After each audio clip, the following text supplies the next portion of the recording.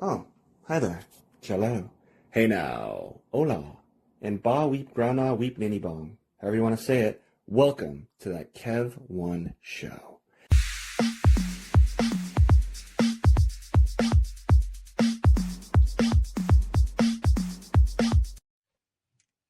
All right, guys, another episode, 39 to be exact. And watch out, Ryan Gosling, because my next guest is a real life fall guy, a stunt professional who acts and creates in numerous ways.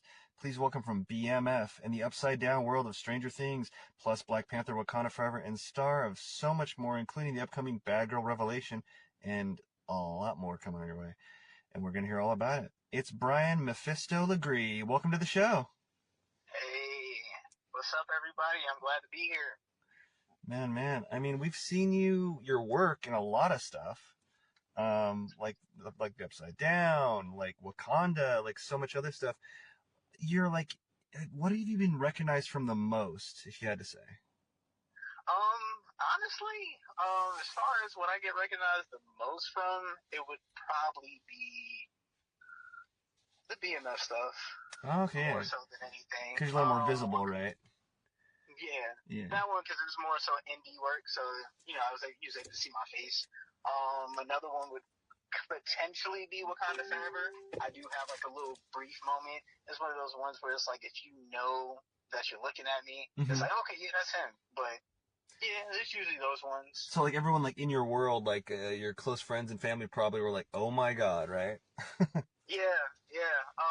It was a really awesome moment when like the level of excitement that they have for it is really great, and it definitely like allows for me because one of the things about me, I'm a very humble individual. So when I do certain stuff like this, I'm still looking at it from the lens of I'm still kind of fresh, you know what I mean, in the business and everything. And so when they have this excitement, it kind of reminds me like although I might not be necessarily doing it at the level that I want to be doing it at, it's still something commendable. So it helps out from time to time, keep the spirits high. Oh yeah, for sure. Yeah, it seems like a lot of like true artists I feel like are like super humble, and it's almost surprising like when people find out like how shy actors are like in real life, you know? Yeah. Oh man, it's pretty accurate for the bulk of us. I definitely I always feel weird about doing certain things like this because I'm just thinking about I'm just doubting the degree of it. It's like, man, I've only been doing this for like 3 years. I don't really have that many credits type of thing. And it's like, well, I need type stuff, but I just decided that this time we just head in this direction because apparently this is where the universe is taking me. So let's ride that ride. Let's Yeah, not, no, fight against definitely. the flow of things. Yeah, no, definitely. I mean, you got a lot of credits for like the amount of time you've been in it, really. So a lot of impressive ones as well. Yeah, I appreciate that. Oh no, for sure. I mean, and like, and be in the, I mean, you already broke into the Marvel universe, which some actors want to do like their whole lives. You know what I mean? And like, and that being kind of like a tribute film in a way to Chadwick Boseman. Like what was the atmosphere like on set for that? Because that's like a definitely one of a kind Uh, experience. Besides the fact that it would be anyway, but I mean, with all the yeah. circumstances. So honestly, it's man, it was amazing because I had the blessing to be able to work on both of them. So Oh, I like with didn't the know that. first one, Yeah. yeah. Oh. So like the first one, it was more so background. That's kind of like how I kind of got my foot in the door to Mm-hmm. kind of figure out how to properly navigate. Yeah. But I want to say with the first one, they did an open audition. I came out, I filled out the information, said I did stunts, all of that type of stuff, and then I was invited to do, like an audition, open one for the stunt team. Unfortunately, I didn't get it that time around, but I was able to get some stand-in spots, some Oh, background okay. spots on the first one. Oh, okay, okay. So That's why I didn't know that. Okay, wow. Oh, cool yeah, though. so Both, yeah. so like from that, I met a handful of folks who were in stunts. I allowed for me to kind of get acclimated with the scene here. But one of the more awesome moments that I had on the first Panther was when we was doing like background on one of the particular scenes. Chadwick happened to come up to like I guess like the set boat that we had set up, Mm-hmm. and he was checking in on us. And I remember as he was walking away, I was like, yo, Chadwick. And he looked at me. I was like, yo, I'm going to play your son in the sequel. That's what I said. And I had said that to him. So, like, he laughed it off. He like, yeah, we'll see that. But the guy, the actor who played his father, the young version of his father, he happened to hear me say it. So he was just kind of like, oh, you want to play the son, huh? He was like, let me hear your best Costa accent right now. And, of course, I'm so fresh to all of this. So it's not like, I came in fully prepared. I threw something out there, and they tested me on the spot. And I was like, ooh, let me get back to you on that. But, man, that was a really awesome little memorable moment. And then when the second one came around, I submitted. I managed to get a couple days on that one, and that was just a great moment in itself because the whole legacy of it, being able to see the set, to see the mural that they made, and and the memorial for him and everything, it was amazing. It was dope. Oh man, that's awesome. Yeah. Man. And not just to hear that you're part of that universe, that chapter. You're part of the whole universe of it, the whole chapter 1 and 2 of it. That's amazing. I didn't know that. Wow. Yeah, like I'm a Wakandan EMT. Like that was my my actual character description on the second one. So yeah. Oh man, that's truly special. Huh. Man, and being like so physically able, stunt able, and an actor and an artist, multifaceted artist, like, is there a certain superhero you'd want to play? Or maybe it's just like you've always dreamed of, or maybe growing up, or when you were like, parkouring around a playground that you're like, I'm going to be this person, or any type of character you haven't quite reached yet? I've always resonated with Spider-Man. Like, that's always been my thing. So, like, it would be awesome to actually play, Miles, like, live action. As far as, like, my size, my height, and everything, it could work, but the only difference is I don't really have that biracial look that's, like, deep enough for it, you know what I mean? The Morales side of it? Yeah. Right, yeah, the Morales side of it. If they was to, straighten up my hair a little bit, I could pass the Dominican a little bit, but, but, you never, and multiverse too, you never know, really. Yeah, it is valid. Yeah. And, I do still, and, like, the other character that I still really want to play would be, T'Challa's son. Because technically when they had introduced Azari in the comics, Azari was technically, he wasn't really 616. He was an alternate universe of where Ultron took over the world, and like all the Avengers basically had, children with each other, and they got sent off to this far like planet where they were raised by Tony Stark. So it would be dope to play that iteration of T'Challa's son. I feel like that would be awesome. Wow. Yeah, you never know. I mean, and they're doing more and more multiverse stuff. Like, you probably saw Wolverine and Deadpool, right? So. Yeah. Oh, I haven't seen it yet, but it's on my list. Like, yeah. I won't say anymore. That's not a major. Yeah, it's not a major spoiler, but that there's multiversal stuff in it. But you probably heard about that, probably. Yeah. So. Yeah, I already knew that. Yeah. So I mean, the fact they're doing more of that, you probably saw that Robert Downey Jr. Thing they showed at about Comic-Con about Doom and everything. Yeah. Yes, I mean that's so bada bing, bada boom. Right. Yeah, the possibilities is endless. Honestly, I'm honestly open to whatever. I feel like my ability, I can be very versatile, and what I may not have in the moment, I can train up to have on the day. You know what I mean? Yeah. So. Oh, that's so cool. Huh. Yeah, always creating. You might just create your own superhero one of these days, it feels like. Yeah, that'd be dope. I've had a couple of different ideas, superhero-wise, of, different concepts. Not for it to be, like, very divisive, but I did have one that was more so aligned with, the LGBTQIA community. And the way that, like, the character functions is, like, he starts off kind of like how the whole Daredevil vibe, how he kind of started off as, like, a vigilante at first. Okay. And then it just, gradually evolved into into him being like an official full-fledged superhero. It would be like the same concept, but where we start, I kind of want to have the character have his origins back at like the earlier stages of it, like kind of like the late 80s, early to mid 90s New York City type of vibe, when you had the community had a buzzing, vibe at that time, Mm-hmm. but the same type of protections that exist today weren't there during those times. So Hmm. like this character kind of like, was like the protector in those particular areas. So like it could Okay. probably be something along the lines of like in the village or like, Christopher Street on those like areas. Yeah. Oh wow. Yeah, you gotta move forward with that. I feel like, yeah. Like, so Yeah. are you working on that at all? Like, script wise, or idea for graphic Not novel at first, or straight Yeah, film? not yet. Hmm. Honestly, a graphic novel would be dope, but that would take process. So what I would probably do is kind of just write it out like almost like a light novel Yeah. initially, and then like when I could get around the right illustrators and whatnot, then we could start like penning that type of stuff out. But baby steps, one step at a Yeah. time. You know. Very cool. Yeah. One thing I remember when I was living in LA, like a lot of people, a lot of screen, and probably everywhere people do this, probably. But I remember I first heard about it in LA. People sending scripts to themselves and just not opening them, kind of like they call it the poor man's patent. So in case they're afraid someone's gonna steal their idea, it's like they can go to Oh court, no, that's open it up. LA. Yeah. But nowadays, I mean, I think people are like, even with, I don't know.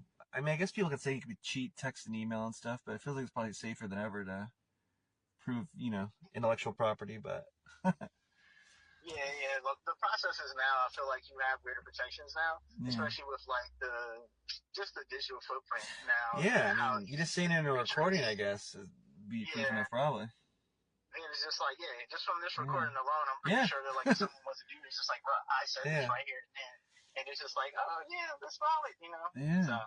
it's not as bad as it used to be, like before technology and the internet got to where it is now. Hmm. Yeah. It is crazy how fast technology jumps and everything. It's wild.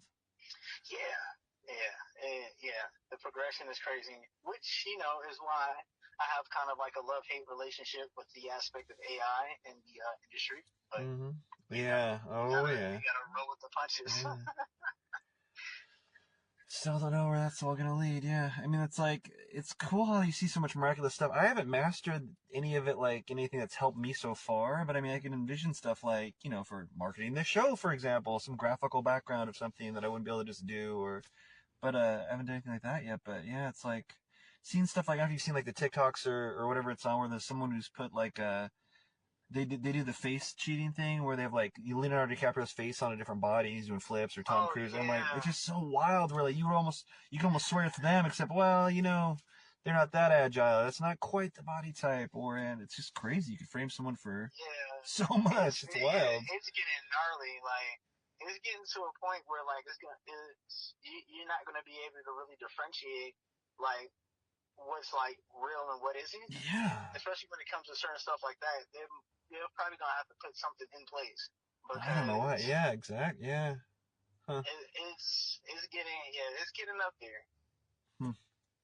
That is wild.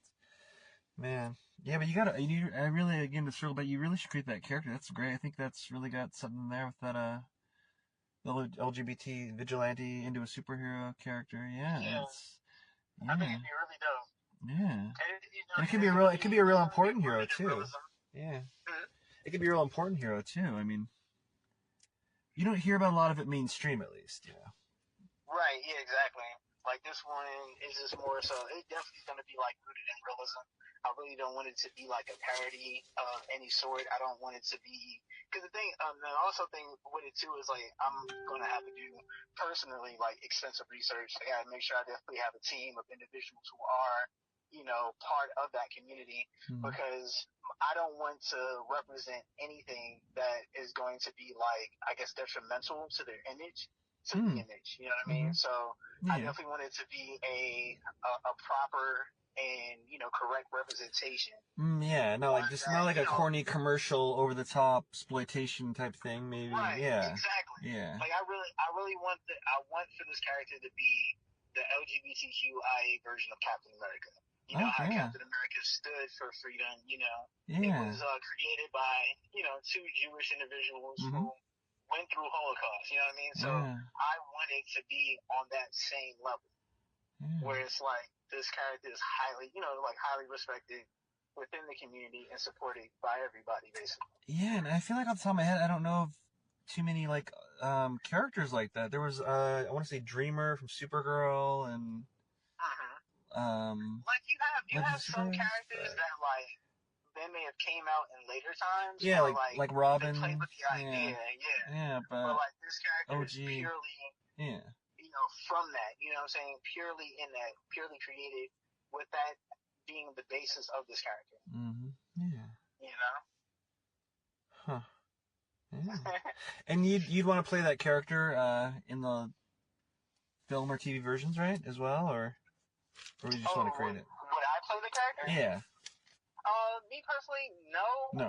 And the reason why is because I would want that role to be for someone who is of that community. Yeah. Yeah, you know what I mean? Yeah. Like it's like one of those kind of things. Like I definitely want that to be for that, for that individual. Yeah. Huh. Makes sense. Yeah. Like you hear a lot of like animated characters, like actors stepping down from roles that aren't of their nationality and stuff. Like I want to say, someone told me that like the character that played Jubilee in the X-Men '97. I haven't seen that yet. I've seen the OG X-Men of it, but Oh yeah, '97. Yeah, I heard. Oh yeah, I heard like Jubilee, the original Jubilee voice stepped down because she wanted someone of Asian descent to play the part. So something like along those lines. I hear you. Yeah, and I respect that. I definitely do respect that. I just feel like it's only fair. Yeah. You know what I mean? And like that's how I feel about that. Is like if it's a Japanese character, I would prefer for that to be portrayed by someone of Japanese nationality. Yeah, it's like imagine being like a Japanese actress like your whole life. You want this opportunity, and then all of a sudden it's like nope, it's taken by someone who's not even Japanese. It wasn't like that there was another Japanese actress that maybe fit the bill a little better, or just luck of the draw. You know what I mean? Or if it was close, but but yeah. No, I hear you on that. Oh yeah. Yeah. So, what are there any other roles or that you would like a little more light shed on that people might not know that you were in? So especially in the stunt world, they might really not know, even if they've seen something and they even know you. They might not know you're in it. Yeah. Your secret identity. Boy, I'm trying to think now. There's a couple of stuff that I've been in that has not come out yet. But so I can't necessarily speak on that stuff. But so we said Panther. We said You mentioned BMF, and I know you have the upcoming Hysteria, and you were so great in where I kind of discovered you, Walden. In that scene. Right, Walden. So Walden was a really interesting one. That was a stunt acting gig that I ended up picking up. And it was I had a really fun time with that one. It was my scene was purely improv. Surprisingly. So originally it was supposed to be like a 1-2-liner type situation on that. But on the day, they decided to wanted to go in a different direction as far as the approach from the lead. So from that, it was like, okay, we just gonna have to riff this. And I was like, cool, all right. I'm pretty capable with improvisation. I already understand what the story is that needs to be told here. So we just went ahead and we ran a couple of things, and we kind of ran it till the sun came out because it was a night shoot. So it was pretty dope. It was really fun. Oh hell yeah! Very cool. Yeah. That's really wild to hear that it was improv with a stunt, though, so to speak. So it's, wow. Oh, well, the stunt actions were still the same, but as far as the dialogue was improv, yeah. Oh, very cool. Do you recall how many takes it took about with that?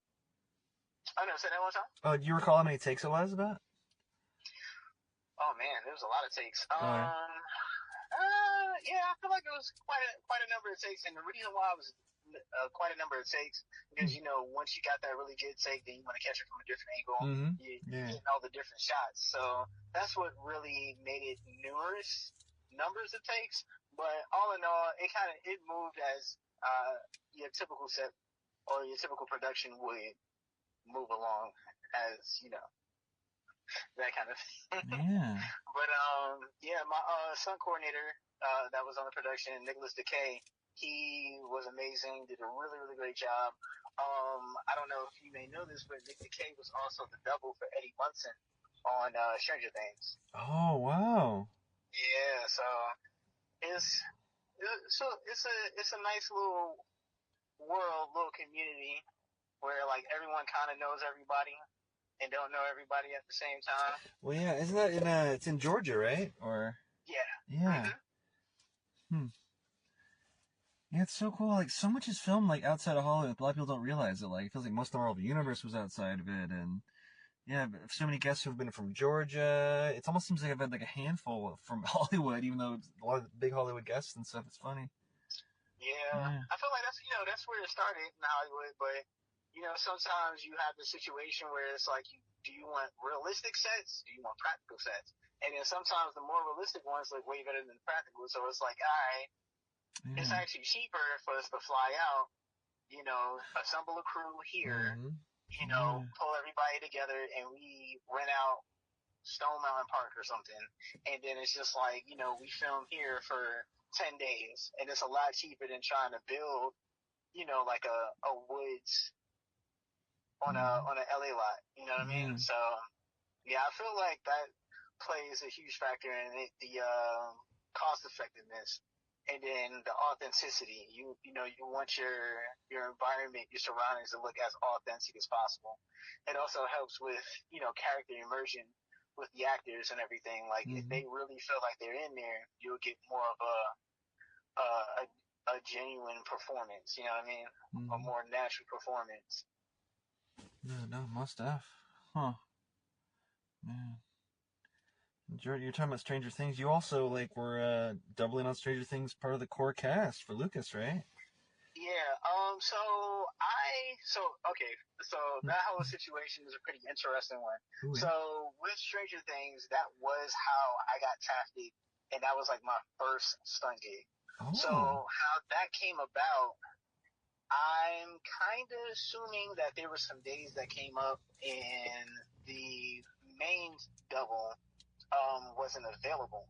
So because he wasn't available those days, of course, you have the whole situation of like, I need to find somebody who can be fine in this moment in time. So they ended up they came across my resume, they gave me a call, and of course, when I got this call, I thought it was fake. I'm not gonna lie, because I'm just like, who, what I'm saying, like who done it? So I was like, you know what, like this must be a scam. That's how I felt at first. Oh But my gosh. then once I did my little research to the name of the person, name of this individual, I'm asking people that I do know who are farther along in their journey than I am, and they was able to like confirm those key things. So then it was like, all right, let me go ahead and submit my info, submit my stuff. And then before you know it, I'm on set and I'm right here with Caleb Newlofton and Wow. everybody. That's And I'm wild. just like, dang, this is so surreal, type of moment. Yeah. And like Ooh, I must be like did a dream, like you're in a dream, right, not just a dream come true, but like especially with that wild set, how it looks and everything too. exactly. Like I was at work at Whole Foods when I got that call, and I kid you not, when they was like, "Oh yeah, we need you to send us a selfie of of you like 3/4 up, trying to see like a full body selfie," I'm over here running to my store manager and making him take a picture of me so Oh I can my send it god, out. that's. It was hilarious. But I just hope yeah. it didn't count as your break, right? Oh no, I ain't count as my break. You're like, I'm He calling the was just like, union. "Oh man, this is I really know. awesome." I think he was like, "Man, this is really awesome." Yeah, He's like, "Yeah, I also, know, right?" yeah. Yeah, so I ended up working. I felt like I worked 2 days. I felt like I had worked 2 days. I think they were overnights. And then from that, I remember this was like at the height of COVID, so we had to take like Oh get COVID tested and everything, and then yeah. have this whole little sit out moment waiting for the results. And then And they're no after having joke on those that. days, Yeah, yeah, I think it was Little Wing. We did the swabs for that when I was filming that. Oh my god, when they do it to you, not when you're sending it in, man. It's like feels like they're scraping like your brain, the bottom of your brain or something. They yeah, get it's up there. literally straight from your brain. It's gnarly, but hey, we Yeah, got paid for it, so yeah, I that's wasn't too true. mad about that. Yeah. Yeah. So I yeah. So then it's funny too because that's how like my first 2 days were, and this is like my first 2 days experiencing what it's like to be a stunt performer on set, and it's night and day your experience as a stunt performer versus background. But then they had called me in to come in, just to get like a just another testing to stay in cadence as Mm-hmm. the show, continues, so that way if they needed me, they could just pull me. And what ended up happening, funny enough, That's why I'm for the test, right?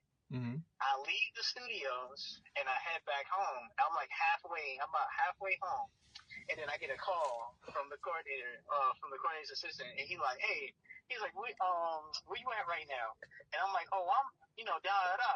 And he like, oh, yeah, we need you on set. And I'm just like, yo, y'all need me today? I said, all right, hold on, let me turn around. I was like, I was just Wow. over there. He was like, you was just over here? So I had to turn around, get over there. So it was almost like a rush call. Well, Yeah. I mean, it was a rush call. And then like, I imagine you like at sunset, you're doing a stunt drift on the freeway, and you turn back around. That's.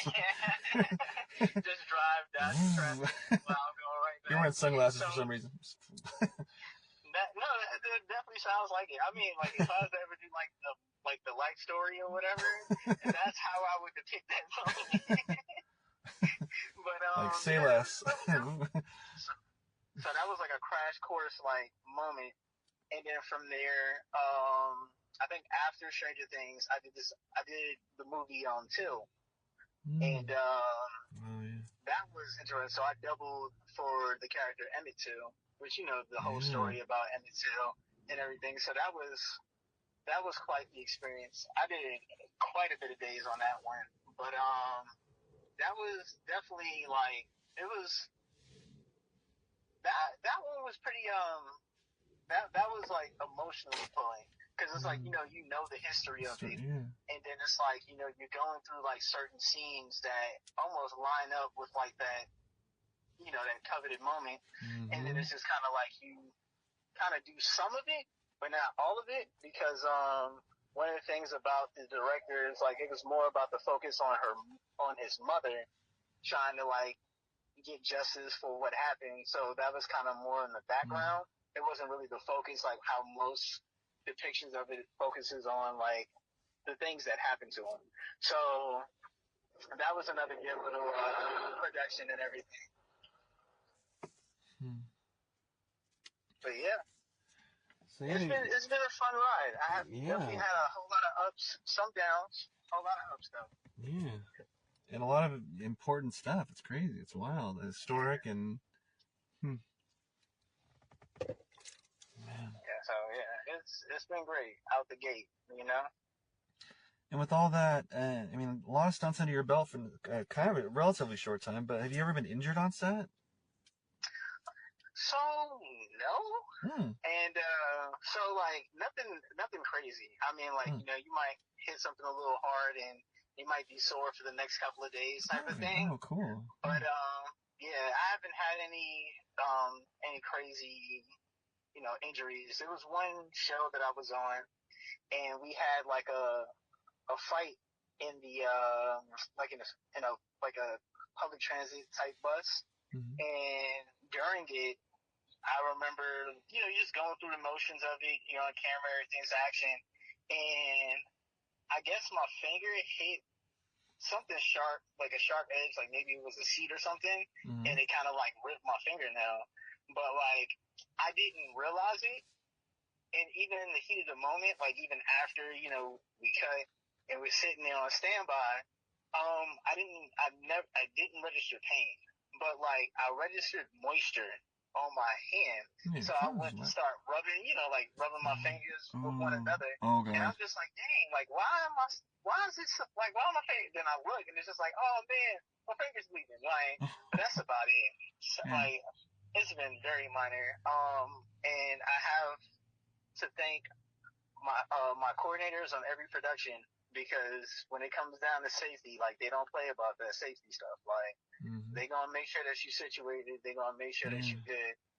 So, so I'm definitely blessed, and I'm greatly appreciative of my coordinators and my fellow performers because this is what we do for a living. So the first thing on our minds when we're doing whatever it is that we're doing is safety and control.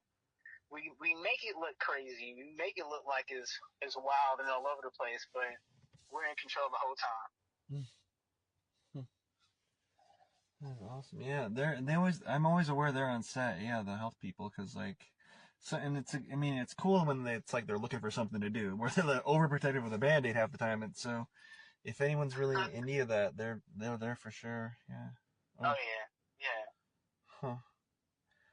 Man, that is wild. Hmm. Was a multi like faceted like level artist and you're a stunt person and you're writing and you're acting. In your daily life, do you ever like see like I don't know like a unique building or a scaffolding or like this hot dog truck's close to that window and just imagine like a stunt or anything like that or scenes play out? Like you ever like constantly creating scenes in your mind ever? I've definitely done that. Just kind of seen. I do that like regularly, actually, but not many of it I bring to life. But it's one of those things where I just have it on the back burner. You know, when you get that opportunity to really like expound on a really great idea with someone who has the resources, then like that's when I, would share certain stuff. But for the most part, I've actually been thinking about doing just kind of like short form videos, like Ooh. kind of like what you would see on TikTok, but like it will be kind of centered around some sort of like, small plot, have like Hmm. small little bit of story, and then there's like a little stunt kind of just thrown in there. Oh, cool. Yeah, that'd be a huge way, a great way for you to blow up. I'm sure. Yeah. I feel like that'd be a dope little thing to kind of get a little bit Yeah. more attention, but at the same time, it's still displaying the skills. It's still displaying like the capability of doing specific type of stunts, and then Yeah. you kind of help out with other folks in the community with like Yeah. building Oh, reels for yeah, I definitely all kinds vote. of different things. Yeah, I definitely urge you to go forward with that because yeah, that could really blow you up, especially an artist like you. Yeah, for sure. And then it'll help with just like, and then it also helped me train like my camera awareness just as far as like being behind the camera and filming, Hmm. getting those right angles, learning lenses and all of that good stuff. Yeah, it's kind of funny. It's like I remember, like I don't, it might have been when like he won for best screenplay. But I remember Quentin Tarantino. He was giving a speech after at some award ceremony. I remember seeing that as a kid. Like him just say his some of his advice was like just start making a film. You're a filmmaker, just make a film. There's no excuse. And now more than ever, I mean, people are just blowing up off TikTok and Instagram, and I mean, it's just wild. So Yeah, nah, it's so true. And yeah. that's the reality of it. Is like the only way to get to whomever inspiring you, in order to get to wherever they are, you just got to start doing it. Mm-hmm. And you just got to keep doing it. I think the thing about it is that most times when we see these individuals, we see them where they are at their largest. So Yeah. we don't really, so we assume that, it's some sort of like magic they had. And it was just like, they were like that right out the gate. You know what I mean? Mm-hmm. So we don't, we don't know, or like a lot of times we don't realize that like, no, they started off just like us. Mm-hmm. Like their first 20 projects that they put together probably was terrible, but that's where they learned and got better, and then they progressively got better and better and better. No different than like how we got to walking. Mm-hmm. We weren't great at walking as soon as we were born. Like we could barely stand up, we could barely lift our neck, but this just the repetition. Like my buddy says all the time. He says most reps win, and it's just like the more reps that you do, the better you get at it. Mm. Yeah. But That's you gotta right. start the momentum. Hmm. Yeah, if you fail to prepare, you prepare to fail. Yeah.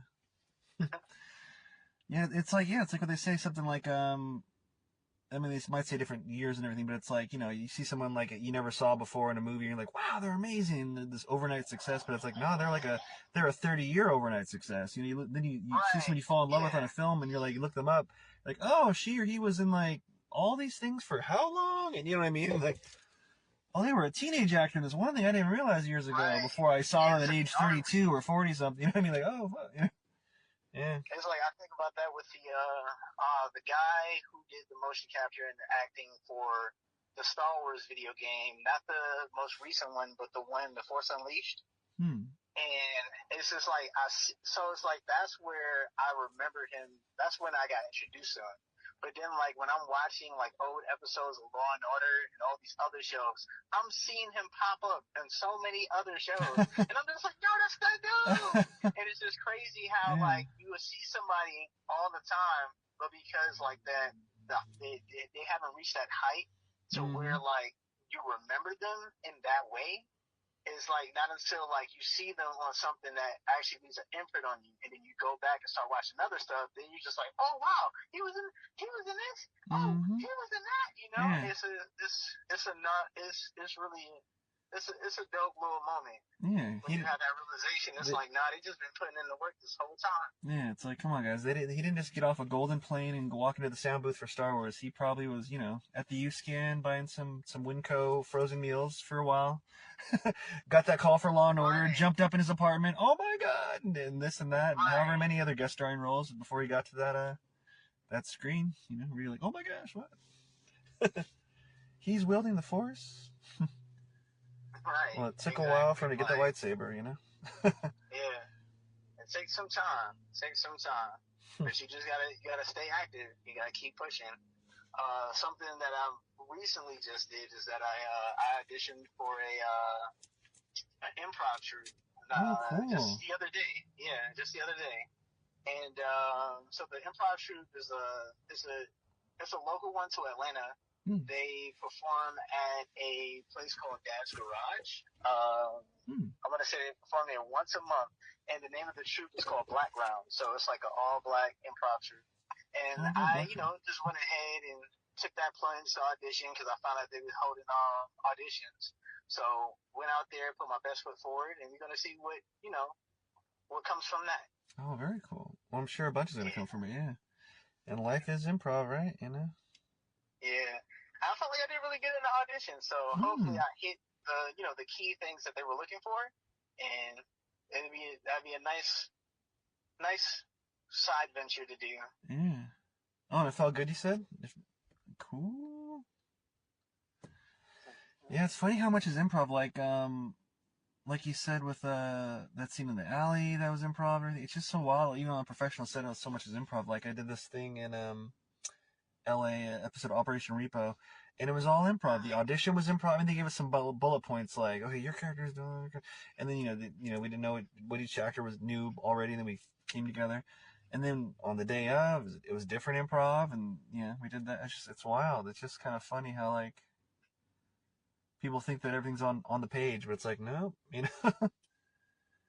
sometimes even the stuff that's already on the page it doesn't always come out that way exactly when it's time to be on camera on the day. Yeah. Like even that sometimes that changes and it changes for good Mm-hmm. most times. Or, you get redirected back to it. But I think at the end of the day is that, you have the literature there to help you tell the story.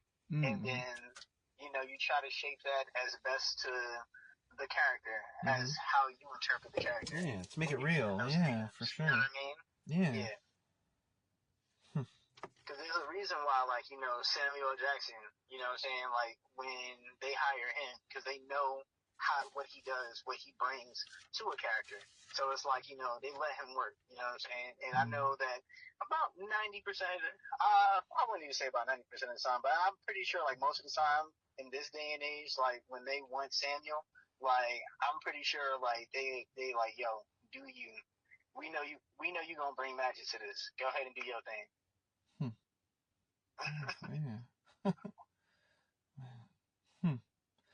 I mean, like I said, so many projects. BMF, which I know a lot of people got to see because it's always in the top 10 when I go to Amazon. Stranger Things for Lucas Sinclair, Wakanda Forever for Marvel. So many things like that. Stunt Walden with Emil Hirsch and the upcoming Hysteria, even doubling for Lil Rel Howery and Harold and the Purple Crayon, which I know is blowing up with Zachary Levi. Yeah. Man. I almost forgot about that. So yeah. Oh, how was that one like? That one was pretty fun. So that day, the days that I worked like 2 days on that one. But I was more so kind of like safety for those 2 days. More so than anything because it was kind of a situation of it was a particular scene that they had, and it was just like, okay, well, depending on how this particular prop functions, we might switch the actors out to put the doubles in. Oh. But everything kind of went well without a hitch, so they didn't necessarily really need us on them 2 days, but we were there just in case. Okay. And as always, even on those days where they may not necessarily use us, let's say the actor really, really wants to do their own stunts or whatever, of course, they get clearance and safety assurances from the coordinator. If the coordinator feels like, okay, they're capable, then what we do is we pretty much act as safety for our performance. So, for our actors, basically. So, that may mean, like, for the particular gag they may need some elbows or some knee pads. What we do as stunt performers is we carry our own pads, but then we also have pads for our actors in the event that they want to do something a little bit more physical, and then we stay close and we're there just in case, just to make sure that they're safe. Okay, so in the Purple Crayon, like, it might not be able to squint and see you, but you'll be able to see Laurel's character and be like, you'll be like, you know what? That's my knee pad. Elbow your date that night, you're like, yeah, that's my knee pad. His patellas would be broken. Yeah. Oh, cool. Oh, that's nice. So you got paid to be on set for Purple Crayon. Yeah. Make some new friends. So of all your projects, is there any of your projects that you think of, big or small, that you look back on and you're like, not necessarily a dark moment, but that you look back on and you're like, yeah, and if it makes you feel really good, or, is an inspiring moment, like a save point that you look back on here and there, you're like, yeah.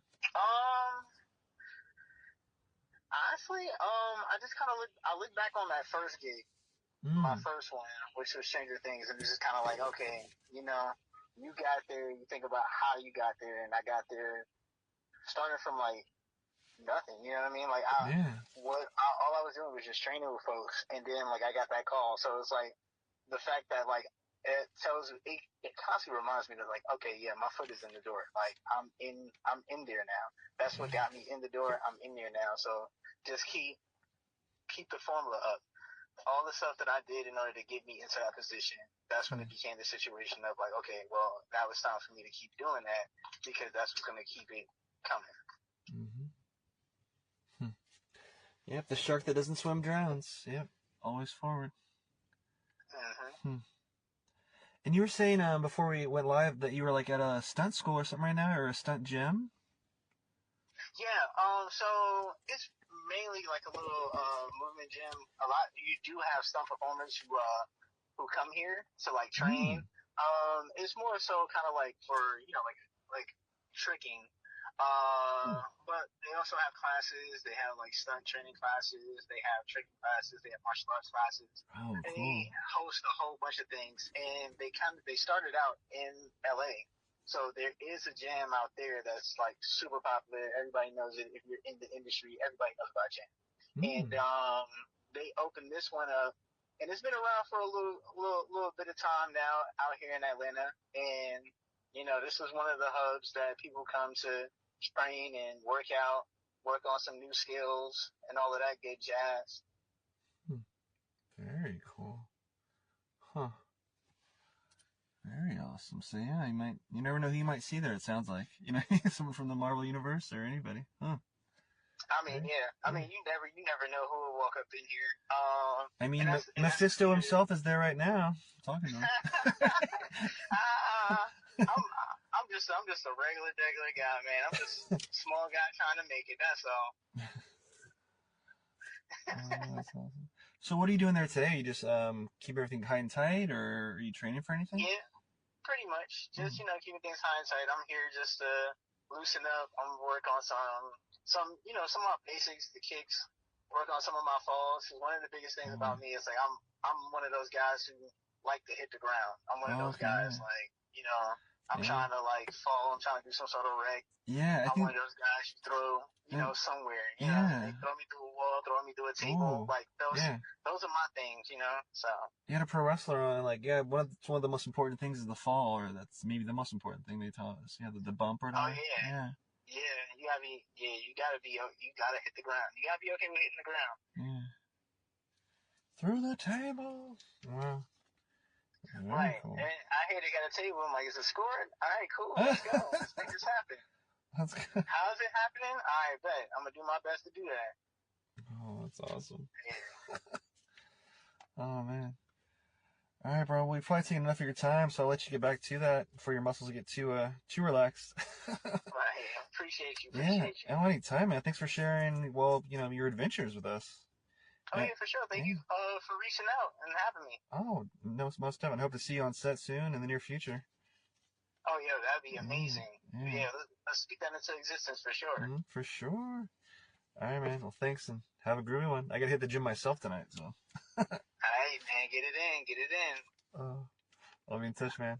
Night. All right. And that was actor and stunt extraordinaire Brian Memphis Legree. Catch him in roles soon and check his credits for his stunt work in blockbusters you may not be aware he was in. Maybe some you love. You know, check out for oh, sorry guys. This Patreon with a question for him last second. I might send it to him for the YouTube special afterwards, or when we have him on again. So thanks again, guys. Catch him for that real muscle, not just the acting muscle, but full body, full character, and, you know, like us, full on. Thanks for hanging, friends. And catch us next week for the big 40th episode. Ow! Rep the brand as behind-the-scenes film talk, positive vibes, and discovering what the human condition is all about as nonstop creativity guides us on and on and on with that Kev1 Show merchandise. Now for sale at thatkev1show.etsy.com. That Kev1 Show, spelled of course that, K-E-V number 1 N, show. Hey, you're a fan. You want to rep it. You know how to spell it. So get it today and glow with us. Well, friends, the theater lights have come back on overhead. Please clean up the candy wrappers you snuck in and traverse safely. See you next week, or superfans online at patreon.com/thatkev1show. Good night. This portion of that Kev1 Show is supported by Bohemian Dream Gifts, made with organic and natural oils that nourish and hydrate your skin. Man, I don't know if it's the weather outside or the gym that was killing my skin, because my right elbow on the, it itched like the Dickens, like I was becoming like the lizard from Marvel Comics. I think it's that machine where you put your elbow in and do the lifts, you know, for the bicep. But I was itching my skin like crazy during, well, I won't say who because I don't want them associated with rough skin, with one of our guests here in the near future here. But my right elbow was getting ashy and coming up, getting red and irritated.